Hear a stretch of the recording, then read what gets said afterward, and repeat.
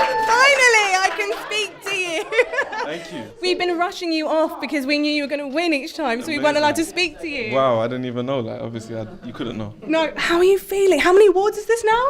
It's a lot. Is it like It's 4, a lot. 5? Five. Got 5 awards. 5 awards. I knew that. I didn't. Oh just my acting God. like I didn't. So it's 5 gold, 2 silver. Oh, for real? Yeah, that's true. So 7 then. 7 Awards. 7 Crazy. awards. Yes. Are we live? We- Oh, okay.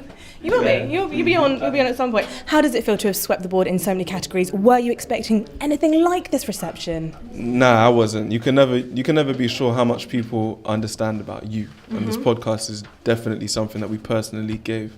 So very, very grateful. A little bit. Uh-huh. A little bit. Yeah, maybe. When you first started the podcast, what did you want to achieve, and do you feel like you have now achieved that? When I started the podcast, I wanted to give young people a way to rethink their situation, especially if they're in the inner city like I was. And yeah, I think I have done that, but it's just about ensuring that there is a life beyond just the audio and making sure that we're really changing people's lives.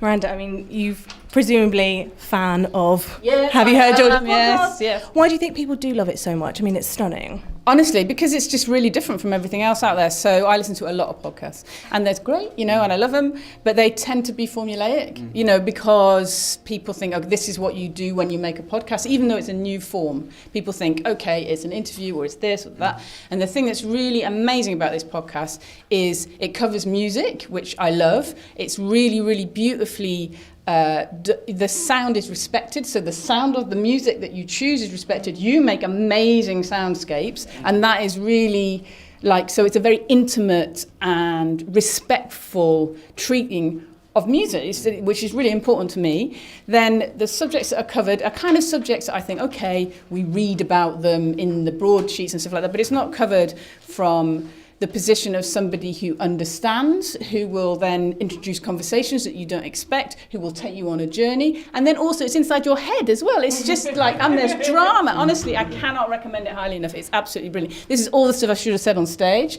but you didn't. I got slightly overwhelmed by the fact there was lots of people.